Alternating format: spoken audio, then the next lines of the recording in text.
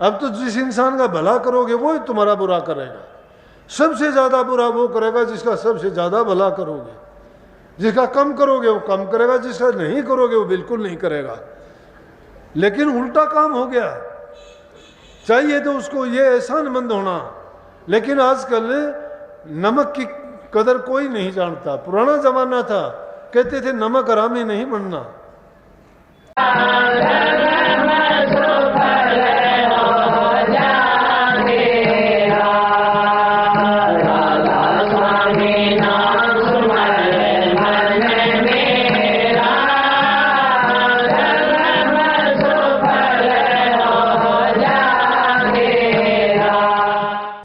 हम तो इसी प्रकार से लाखों प्रकार के ख्याल सुबह से शाम तक उठाते हैं।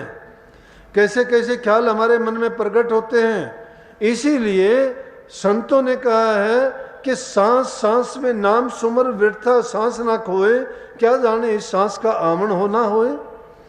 क्या पता आने वाला सांस ही आखिरी सांस हो हमारा। हम बरसों तक की बात, आगे तक की सोचते हैं, पीढ़ियों तक की बात सोचते हैं, बेटे पोतों तक के इंतजाम करने की कोशिश करते हैं। अरे भरोसा तो अगले पल का भी नहीं है। ग्रास जो मुंह में ले लिया है उसका भी नहीं है कि वो निवाड़ा नीचे उतरेगा कि नहीं उतरेगा। जिस बात को हम नहीं जानते और उसके लिए इतना इंतजाम प्रबंध करते हैं, और वो भी किस तरह से, मन में किस प्रकार के द्वेष ईर्ष्याएं भर भर के, तो फिर हमारी गति क्या होगी।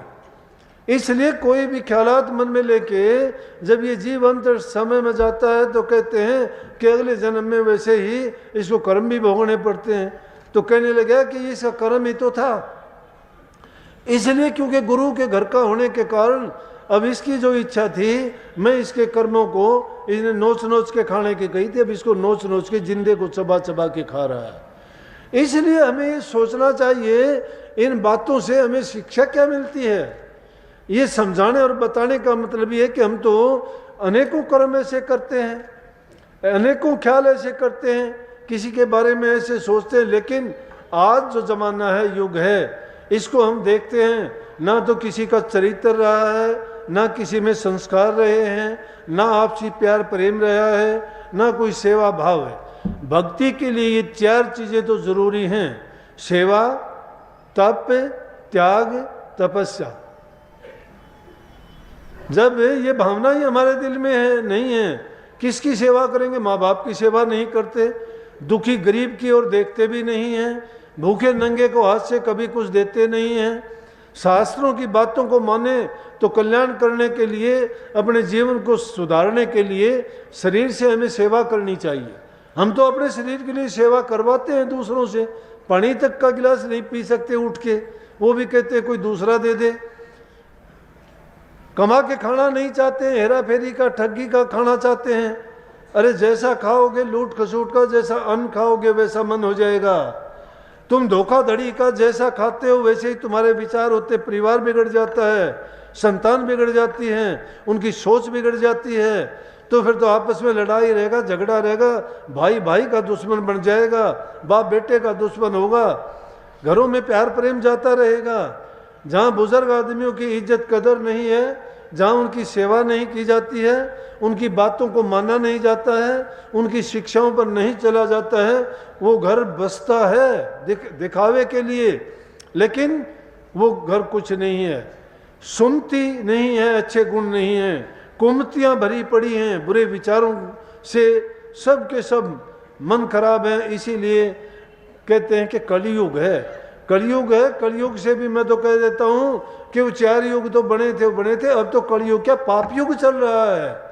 कोई किसी पर यकीन नहीं रहा, कोई भरोसा किसी पर नहीं है। किस पर यकीन किया जाए, क्योंकि संस्कार नहीं है, अच्छे ख्यालात और विचार नहीं है। जो संतों के सत्संग में जाके भी जीव सुधरता नहीं है, अपने जीवन को नहीं संवारता है, लेकिन कर्म से नहीं बच पाता।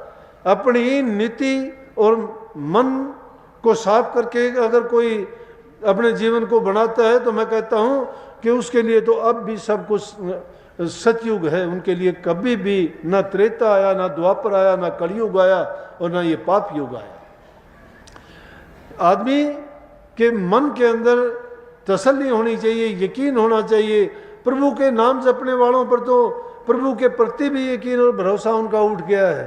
तो दिखावे के लिए हम भक्ति करते हैं क्या?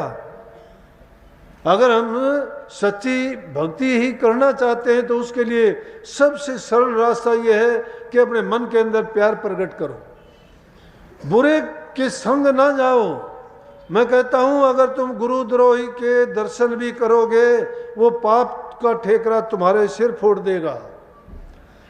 अगर तुम गुरुद्रोही के पास बैठोगे उसको पाप कम लगेगा, लेकिन तुम गुरु की निंदा सुनते हो, सत्संग की निंदा सुनते हो, बुराई सुनते हो, वो सारा पाप तुम्हारे ऊपर उड़ेल देगा, वो बच जाएगा, तुम मरोगे। संतों को फर्क नहीं पड़ता। संत तो कहते हैं निंदक नेड़े राखिए आंगन कुटी छुपाए, बिन पानी बिन साथ रहे और निर्मल करे सुभाए।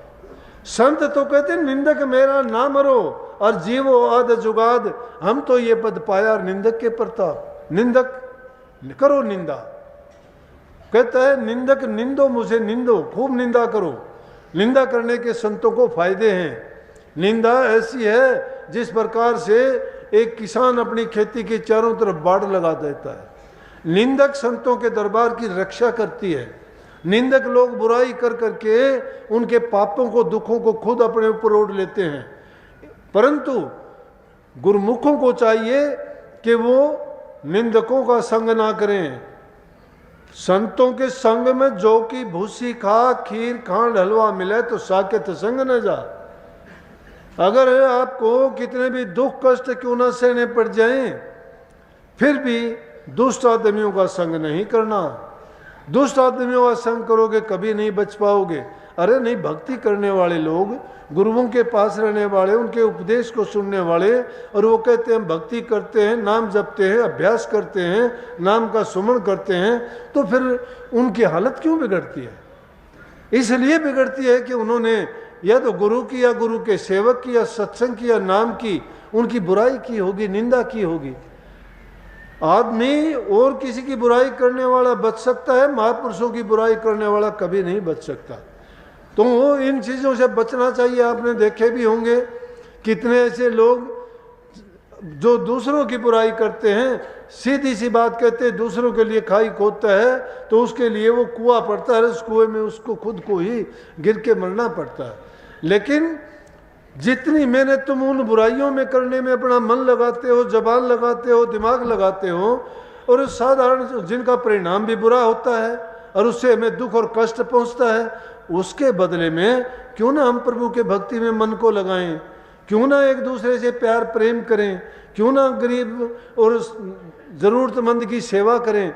जिस प्रकार से भी हमारे से हो सकती है, तन से, मन से, धन से, ये परोपकार के काम है। दूसरे की भलाई करके देखो, तुम्हारा भला परमात्मा करेगा। अगर तुम्हें इस मान लिया कि नहीं चाहते तुम मुक्त हो जाओ संसार से, नहीं चाहते तुम जन्म मरण से बच जाओ, लेकिन अगर सुख तो जरूर चाहते हो कि अगर अपने जीवन में सुख चाहते हो तो दूसरे को सुख दो, लेकिन दूसरे को अगर दुख दोगे तो तुम्हें दुख बिना बुलाए ही मिल जाएगा। इसलिए सुख की तो हम हमेशा ये चाह करते हैं कि हमें सुख मिले, सुख मिले, लेकिन सुख लेने का तरीका नहीं जानते। सुख चाहते हो तो दूसरे का भलाई का काम करो, और उसके बदले में सोचो भी ना कि तुम्हें मिले, लेकिन क्योंकि आपने जो कर्म किया है वो ऐसा कर्म किया है जिसका परिणाम ही हमेशा सुखदायक होगा, गुणकारी होगा, लाभकारी होगा। और नाम जैसी तो कोई चीज़ है ही नहीं, लेकिन नाम को तभी आप कर पाओगे ना, पहला है इंसान का खुद का चरित्र अच्छा होना चाहिए, और अच्छे चरित्र में ये चीज़ें शामिल हैं कि वो आदमी सच्चा हो, झूठ कपट बेईमानी ना रखे, जितना उससे हो सकता है दूसरों के साथ प्रेम प्रीत का बर्ताव करे। तीसरी चीज़ है अपने खान पान को शुद्ध और पवित्र रखे। चौथी चीज़ है बुरे लोगों के संग से बचे, और जितना टाइम मिले प्रभु की भक्ति में अपने मन को लगाए। जब ये चीज़ें इंसान के अंदर आ जाती हैं, अरे हम तो हाय हाय धन धन करते जिंदगी बीत जाती है, और वो धन धन करने से धन नहीं मिलता। तुम्हें ज़रूरत है, ज़रूरत के मुताबिक प्रभु की किसी की कमी नहीं छोड़ता, लेकिन जब हमारी मन की दीवार टूट जाती है, कोई भी सीमा नहीं रहती, अनंत हो जाते हैं कि हमें ये चाहिए, हमें वो चाहिए, जिन जरूरतें अपनी इतनी बढ़ा लेते हैं, अपेक्षाएं इतनी ज़्यादा हो जाती हैं कि वो सब की सब पूरी करनी हो जाती है। नहीं, संतों की तरह से वो कहते हैं कि सब अपनी इच्छाओं को जितना हो कम करो। ज़रूरत के लिए उधर समाना आदमी को अन्न मिल जाए, तन समाना कपड़ा मिल जाए, तो उसको इससे ज़्यादा की ज़रूरत क्या है। जीवन की 3 चीज़ मुख्य बताते हैं, रोटी, कपड़ा, मकान। लेकिन ये चीज़ें सबके पास होते हुए भी फिर उनकी लालसाएं बढ़ती चली जाती हैं, कहीं भी रुकावट नहीं।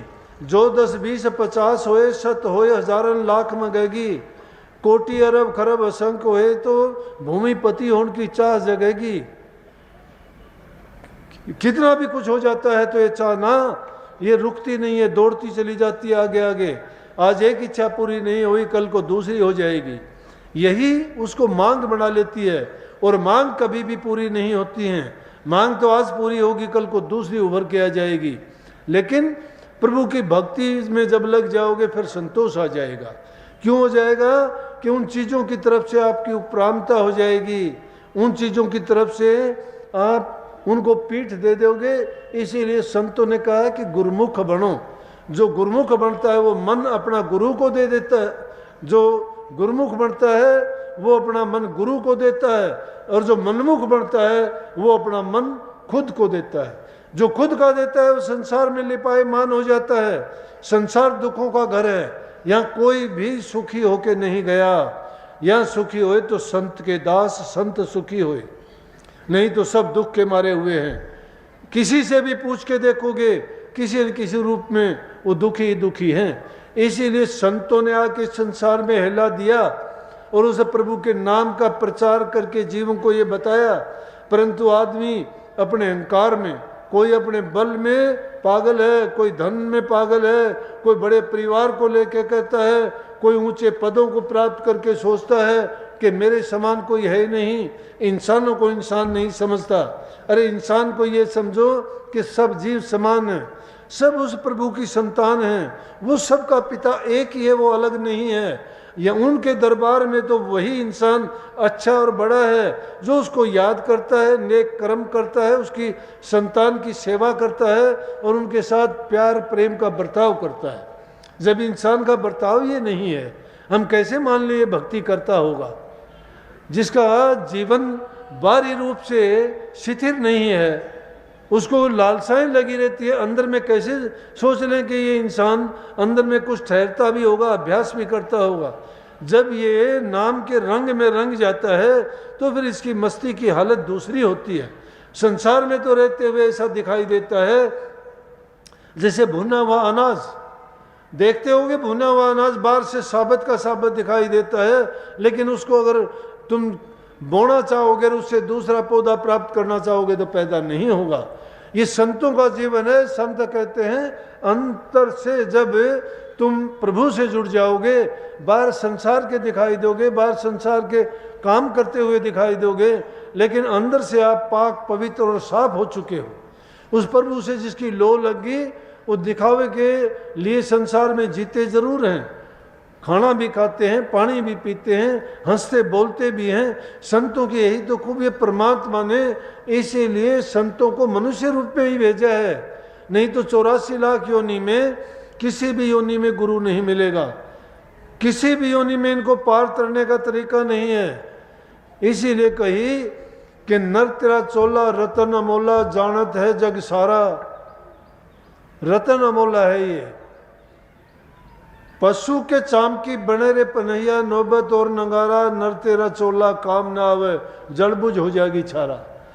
के पशु के सारी चीजें काम आती, पक्षियों की कितनी चीजें काम आती हैं। इंसान की एक चीज भी बताओ कि मरने के बाद कोई काम आती हो तो सिर्फ राख बनती है जलने के बाद। लेकिन फिर भी ये इंसान सोचता नहीं है, ये सोचता है कि शायद संसार मेरे लिए है, मैं सदा के लिए जीऊंगा।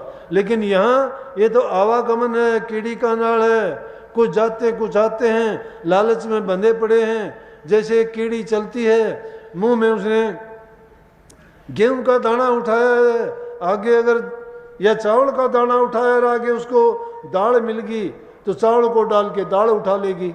दोनों चीजें साथ लेके नहीं चल सकती, एक डाल देगी तो एक को ही साथ लेके चलेगी, वो साथ तो एक ही जाएगी। चाहे दुनियादारी को निभाओ, चाहे प्रभु की भक्ति करो। प्रभु की भक्ति करना चाहते हो तो ऐसो आराम में, इन संसार के सुखों में नहीं है। संसार के सुखों को ये नहीं, छोड़ भी दो। ये संतों की खूबी थी कि घर परिवार में रह के प्रभु को याद करो, जरूरत की जो चीजें हैं उनका उपयोग करो, किसी चीज से मनाही नहीं है, सब चीजों का उपयोग करो, लेकिन वो एक मर्यादा में रहते हैं उन चीजों का। लेकिन किसी भी चीज के गुलाम बन के, किसी चीज के कीड़े बन के अगर हम उनमें काम में, क्रोध में, लोभ में, अहंकार में, इच्छाओं में, आशाओं, तृष्णाओं में डुबकी लगाते हैं तो ऐसी हालात में निकलना बड़ा मुश्किल हो जाएगा। अगर उन्हीं चीज़ों को लिमिट में रख के तुम सब काम करते हो तो तुम्हारे लिए गोधन, गजधन, बाजी धन और रतन धन खान, जब आवे संतोष धन तो सब धन धूल समान। ये सारी की सारी चीज़ें, संतोष रूपी धन तुम्हें मिल जाएगा तो सब की सब चीज़ें ये धूल की समान नजर आएंगी, क्योंकि हमने सार को समझ लिया। जिन चीज़ों को इस संसार में हमने पा के यहाँ इकट्ठा किया, जोड़ लिया, अंत समय में उनको छोड़ के ही जाना है। संग में जब कुछ भी साथ नहीं जाना जाएगा तो इंसान का अपना शुभ कर्म साथ में जाएगा, और उस शुभ कर्म को अगर कोई कर लेगा, शुभ कर्म कौन करेगा? संतोषी होगा। संतोषी की बात बताऊँ, महाराजियों के टाइम में दो सेवक रहते थे। एक बहुत संतोषी था, उसको जो कुछ महाराज जी दे देते। अब संतों के पास कोई रहता है ना जी, उनके घर परिवार होता है, उनका पालन पोषण किसको करना होता है? जब वो दरबार की सेवा करते हैं, गुरु की सेवा करते हैं, संगत की सेवा करते हैं, तो उनका इंतजाम, उसके परिवार का इंतजाम गुरु को करना पड़ता है। अगर नहीं करे तो उनके कर्जदार होते हैं, वो उनसे सेवा करवाते हैं, उनके कर्जदार बन जाते हैं। वो किसी न किसी रूप में उनका बदला चुकाते हैं, अपने सिर कर्ज नहीं रखना चाहते। तो दोनों सेवक रहते थे, दोनों को बराबर देते थे। एक को देते थे तो हाथ जोड़ के कहता था जी मौज होगी, बस आपकी दया, कोई कमी नहीं किसी चीज़ की, मालो माल कर दिया आपने, जो भी दे दिया बस जी मालो माल। हंसता हुआ बड़ा मस्त रहता और भोला जीव था, जो मिल जाता ओ बहुत हो गया जी, बहुत हो गया, सब कुछ दे दिया आपने, भंडार भर दिए, कोई कमी नहीं, मेरे जैसा अमीर और सुखी दुनिया में कोई नहीं है। दूसरा था, उसको दे देते और देख के पूछते, हाँ भाई, बोले जी काम सा तो नहीं चलता, बोले ये है वो है। वो उसमें वही हालत होगी जैसे कृष्ण जी और सुदामा जी बचपन में गुरु के पास रहते थे, तो एक दिन लकड़ियां चुनने के लिए गुरुवाणी ने भेजा कि जंगल से सूखी लकड़ियां लेके आओ।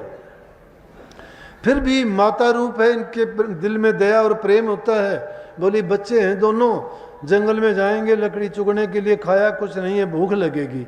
कृष्ण जी थोड़े आगे निकल के सुदामा को बोली, सुदामा, बोले हाँ माँ, थोड़े चने ले जा, अगर भूख लगे तो ये खा लेना।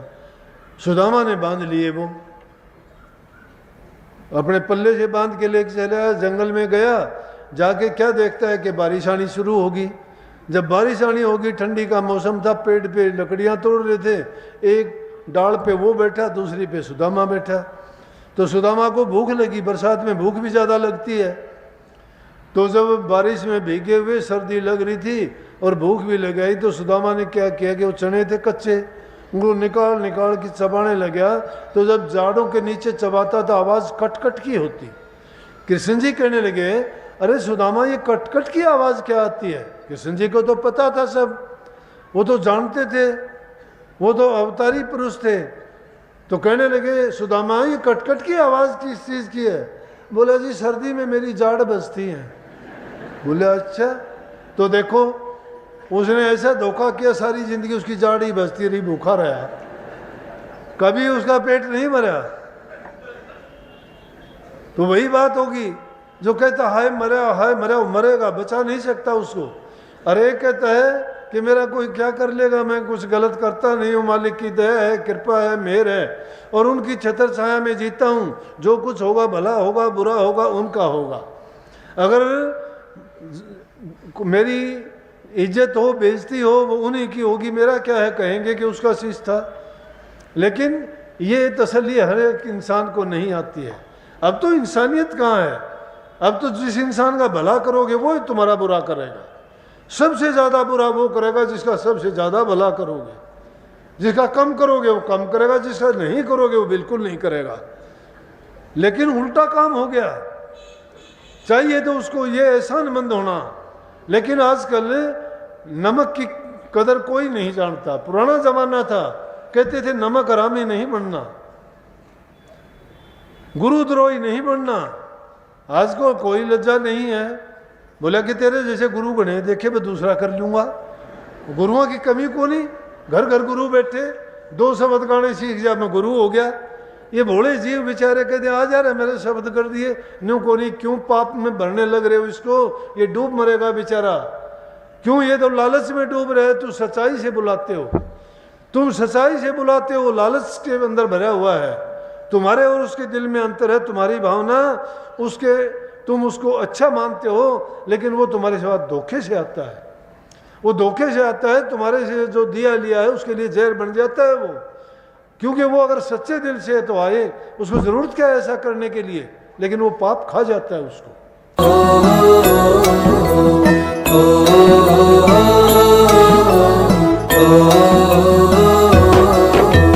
चल सतगुरु के धाम हेली, रच दे सारे काम है, लेके उनसे नाम करो तुम, भजन सुबह हो शाम है।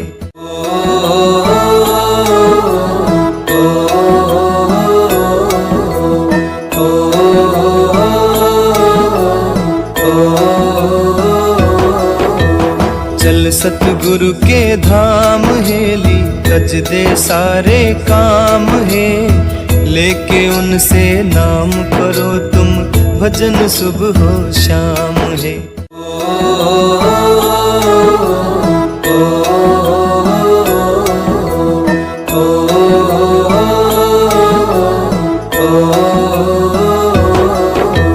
चल सतगुरु के धाम है।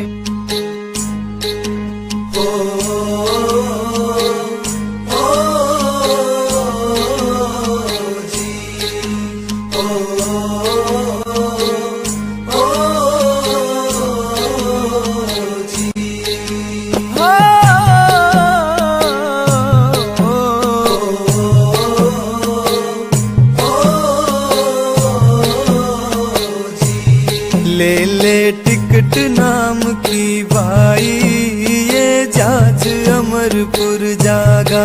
ले ले टिकट नाम की भाई, ये जाज अमरपुर जागा।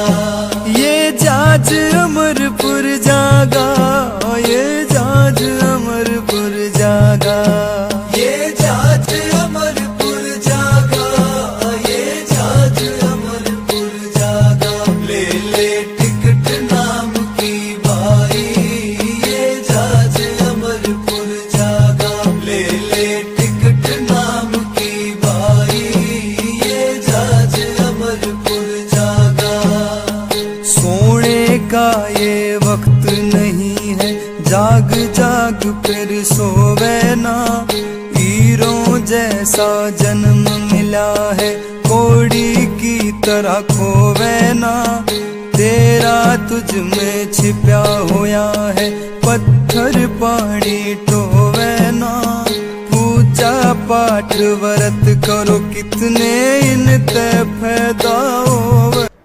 वो हुई तो उसने क्या कहा, वो बार बार कहता अब जी मेरा काम नहीं चलता, सत्संगों में जाता, उससे पैसे ले लिए, उससे ले लिए, उससे ले लिए।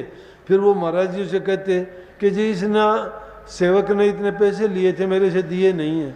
फिर उससे पूछते भाई क्यों लिए? बोला जी इस बार दोगे ना, अब जब दे दूंगा।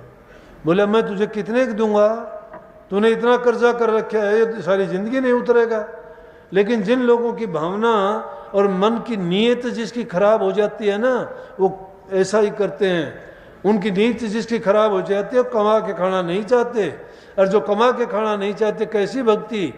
और आपको भी मैं बता देता हूँ, जो भी सत्संगी बन के तुम्हारे साथ को लेवा दे करता है, तुम अपने विश्वास और यकीन पे करना। मेरा नाम लेके या मेरी आड़ में अगर कोई चीज़ दोगे, मुझे फिर बात के कहना नहीं, बताना नहीं, क्योंकि मेरे आगे कई लोगों की ऐसी शिकायत आती हैं, इसलिए मैं इस बात में कोई हिचक नहीं करता। तुम्हारे पास 4 दिन बैठेंगे, तुम्हारा विश्वास जीत के सोच लेंगे कि हाँ वो मान लेगा कि ये सत्संगी है और दुखी है, इसकी मदद कर दे। लेकिन वो अगर मदद करेगा, वो धोखे का भरा पड़ा है, वो वापस नहीं देगा आपको, फिर आप शिकायत करते हो इसने नहीं दिया। कुछ लोग सोच के यूँ रह जाते हैं कि कोई बात नहीं, बेचारा मजबूर था, इसके पास नहीं होंगे, लेकिन वो एक अलग बात है। परंतु किसी के ऐसे झांसे में आओगे तो मुझे आके ना बताना। मैं इसलिए सबको आगाह कर दिया करता हूँ, क्योंकि लोग अगर सत्संग में आते हैं, सत्संग में उसको सभी चीज़ें मिलती हैं। मैं तो कहता हूँ किसी से काम करवा के भी जो कर्जदार नहीं बनना चाहता, तो किसी से कोई चीज़ लेके कर्जदार क्यों बनना चाहता है?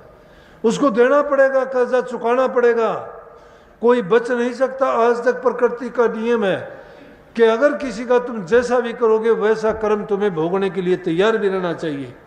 इसलिए ये चीज़ ऐसी है, और उसका जो भोग फल कर्म फल है भक्ति का, वो हर प्रकार से सुखदायी है, हर प्रकार से सुखदायी है, उसमें किसी भी प्रकार का आपको टोटा नहीं है। और वो दौलत खर्चने से खत्म नहीं होती, अग्नि जला नहीं सकती, पवन उसको उड़ा नहीं सकती। तुम्हारी कमाई हुई चीज़ इस लोक में नहीं, तुम्हारे साथ जाएगी, जीव के साथ अगर जाता है तो सिर्फ नाम जाता है, उसकी नाम का की हुई कमाई जाती है। अब नाम कमाने की ये है कि जब मन साफ हो जाता है इंसान का, तो आपको देर नहीं लगेगी, उसको देर नहीं लगती है। देर तो जब तक इंसान को लगती है, अंधेरा जब तक रहता है दुनिया में, जब सूर्य उदय नहीं होता। सूर्य उदय होने के बाद रात का अंधेरा अपने आप छट जाता है। जब अच्छे गुणों को आप अपना लेते हो तो पाप कर्म आपके सब छूट जाते हैं, तो हृदय में आपको धर्म, सच्चाई और सिर्फ प्रभु ही नजर आएगा, या उसके गुण आपको याद आएंगे। जब भी कोई दुख कष्ट या कोई बुरी घड़ी आपके सामने आएगी, तो मैं कहता हूँ ढाल बन के वही नाम, वही प्रभु, वही सतगुरु तुम्हारे सामने होके तुम्हारे उन कष्टों को, दुखों को अपने आप ले लेगा। लेकिन कई बार क्या होता है, प्रारब्ध कर्म हमारे बहुत भारी होते हैं और वो सारे नहीं भुगतवाए जाते, तो फिर भी सेवक से वो दिखावे के लिए थोड़े से में ही भुगतवाते हैं, तो थोड़ा कर्म उनको भोगना पड़ता है, नहीं तो वो कर्म का भोग बहुत बड़ा होता है। इसलिए अपने कर्म की मार से बचने के लिए, अपना सुधार करने के लिए सच्चे दिल से गुरु की शरण में जाओ, और वहां जाने के बाद गुरु भक्ति कमाओ। गुरु भक्ति क्या है? गुरु की आज्ञा में चलना। गुरु चाहता क्या है आपसे? वो कहता है कि प्रभु के नाम का सुमरण करो, चिंतन करो, भजन करो, अच्छे विचार रखो, परोपकार के काम करो, सेवा प्रेम करो, दुनियादारी के जितने भी नेक काम हैं, नेक नामी में कभी पीछे ना हटो। धन है तो दान पुण्य करो, शरीर ठीक है तो सेवा करो। अगर ये दोनों चीज़ आपके नहीं है, मन तो सबके पास है, और उस मन से ही प्रभु की भक्ति की जाती है। अच्छे विचार बुरे विचार मन से पैदा होते हैं, तो मन के जो बुरे विचार, बुरे संकल्प उठने वाले हैं, उनको दबा दोगे, अच्छे विचार प्रकट हो जाएंगे, वही भक्ति है। उस भक्ति को कमाने का प्रयास करना चाहिए। बाकी दुनियादारी की चीज़ें, माँ बहन बेटियों की इज्जत कदर करो। जो माँ बहन की कदर नहीं करता वो सबसे बड़ा पापी है। गौ माता की सेवा करो, ज़्यादा से ज़्यादा पेड़ लगाओ, पानी को बर्बाद ना करो, सफाई का पूरा ध्यान रखो। जब अपने शरीर की, तन की, कपड़ों की सफाई करते हो, घर में सफाई करते हो, मन की सफाई प्रभु के नाम से होगी। बाहर की सफाई करते हो तो मन की सफाई भी किया करो, और मन की सफाई करने के लिए जो गुरु ने आपको नाम की बख्शिश की है, उसके सुमरण से, उसका ध्यान करने से और उसका अभ्यास करने से। मन के लगाने के लिए क्या है? वो मन ऐसा सहज लगाओगे, इसमें कही थी ना शब्द में, माला जपे तो ऐसी जपनी, जैसे बांस पे चढ़े नटनी। जैसे नटनी बांस के ऊपर चढ़ती है, जैसे जल भरने को चली पणिहारी, सिर पर घड़ा घड़े पर जारी, हाथ छोड़ बतड़ावे सारी। वहाँ छलकन देना नीर मन, मार सूरत ने डांटो रे घर बैठे बनो फकीर। घर बैठे बनो फकीर, फकीर ही है, जंगल में नहीं जाना, कुछ नहीं छोड़ना, बुरी आदतें छोड़नी है जो बताई मैंने। इसलिए भक्ति का आनंद और रस लेना चाहते हो तो बुराइयों को छोड़ के अच्छे सच्चे बन के चलो, अपनी चीज पर ही संतोष करो, अपनी नीयत को ना खराब करो, बुरे आदमियों से बच जाओ, गुरुद्रोहियों से बचो। गुरुद्रोहियों से बच जाओगे तो बहुत आपका, मैं कहता हूं, हित होगा। लेकिन गुरुद्रोही साकेत बहुत बुरा। कई है ना, संतों की कुत्ती भली, संतों की तो कुत्ती भली, और साकेत भलो न पूत। दुष्ट आदमी का तो पूत भी भला को नहीं, संता की कुत्ती भी भली, दुष्ट आदमी का पुत्र भी भला को नहीं। क्यों कि छेड़ी का अगर गलथना जा में दूध न मूत, तो ये चीज तो ऐसी है। इसलिए और कही है कि नाम जपंता कुष्ठी बलार चोचो पड़े जो चाम, कंचन दे किस काम की जा मुख नाही राम। चाहे किसी का कंचन का शरीर हो, कितना भी सुंदर हो, रूपवान हो, कितना भी वो कैसा भी धनवान हो, लेकिन अगर नाम रूपी भक्ति उसके पास नहीं है तो कुछ भी नहीं है। इसलिए नाम से बढ़ के कोई चीज नहीं, जिसके पल्ले नाम है उसके हैं सब सिद्ध, हाथ जोड़े खड़े रह 8 सिद्धि 9 निध। लेकिन ये तो ऐसी है कि इसमें ऐसा दुष्ट रहता है, जो भी बोलते हुए मन चढ़ जाता है उसको। मोह मृग, मोह सबसे बड़ी बुरी चीज है। मोह मृग काया बसे, और कैसे उभरे खेत, जो बोवे सोई चरे हरीशु लगन हेत। मन के अंदर अच्छे विचार जो भी लाते हो, उनको ये मन खराब कर देता है। उस मृग की तरह से जो खेती बोते और उसको मृग चढ़ जाए, उसी प्रकार से ये मन अच्छे गुणों को, सद्गुणों को दूर करके और आपसे दुष्टता, धृष्टता, पाप कर्म करवा देता है। तो ऐसे चर जाने वाले खेत में क्या उपज होगी, क्या पैदा होगी? तो उस पैदा को अगर लेना चाहते हो तो हरीशु हेत लगाओ। हेत कहते हैं प्यार को, हरि कहते हैं परमात्मा को, और मन को उस प्रभु में लगाने से आपके सब सिद्ध सारे कार्य पूरे होंगे। मैं चाहूँगा कि नया साल लगने तक पुराने साल की सारी बुराइयों को छोड़ के, सारी जो दुर्बलताएं, कमजोरियां और हमारी जो सुस्ती है उनको छोड़ के नए सिरे से अच्छे गुणों को अपना के अपने मन को भक्ति में लगाएं और एक नया जीवन प्रारंभ करें। अगर हमने अब तक भी जो गलतियां खाई हैं, उन गलतियों की भूल चूक तो माफ हो जाएगी। शरण गुरु की ले ले भाई, वक्त मिला तुझे चोखा है। नर्तन पाई भक्ति करण को लगा खास ये मौका है। समय बीत जा रहा पछतावा, फिर मुड़ पाना औखा है। दास कंवर पकड़ चरण गुरु के, किसने तुझको रोका है।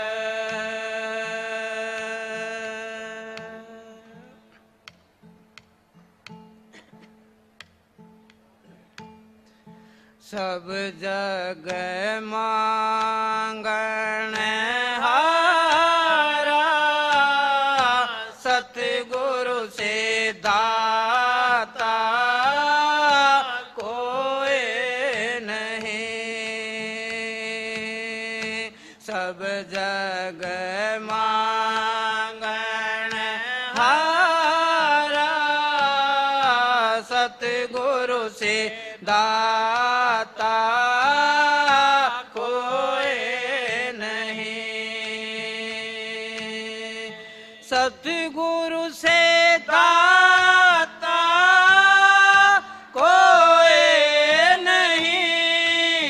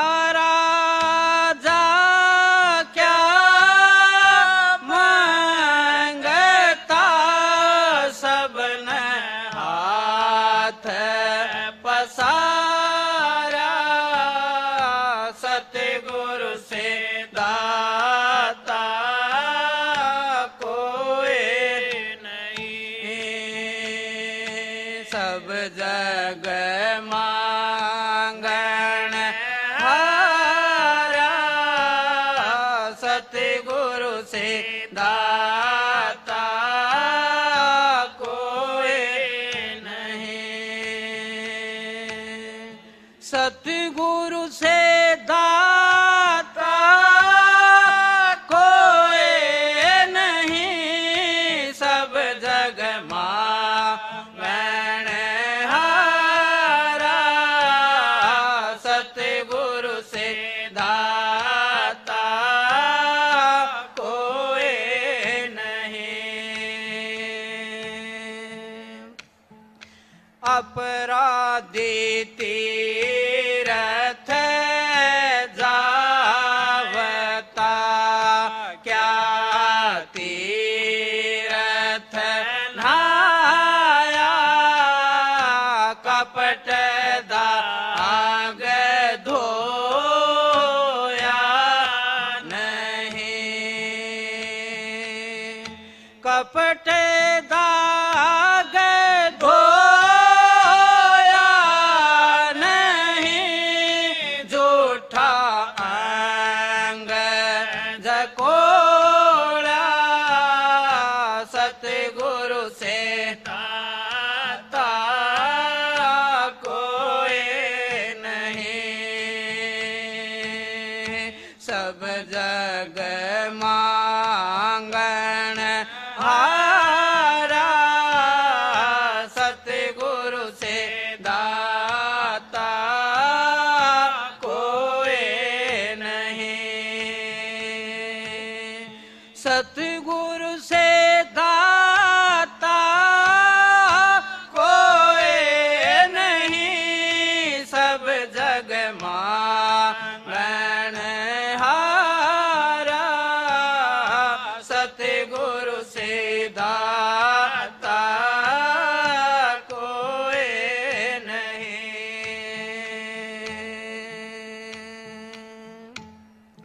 पत्थर पूजत युग भया, भला क्या फल पाया। 68 का फल एक है, 68 का फल एक है। द्वार संत जमाया सतगुरु से दाता कोई नहीं। सब जग मांगण हारा सतगुरु से दाता कोई नहीं। सतगुरु से दाता कोई नहीं, सब जग मांगण हारा सतगुरु से दाता कोई नहीं।